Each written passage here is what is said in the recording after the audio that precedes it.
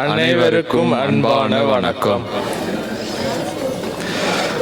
உழவின் சிறப்பை உலகிற்கு கூறும் உழவர் திருநாளில் உள்ளம் மகிழ்ந்து உறவுகள் இணைந்து உற்சாகம் பொங்கிட உதிக்கும் கதிரவனை உளமாற துதித்துடுவோம்.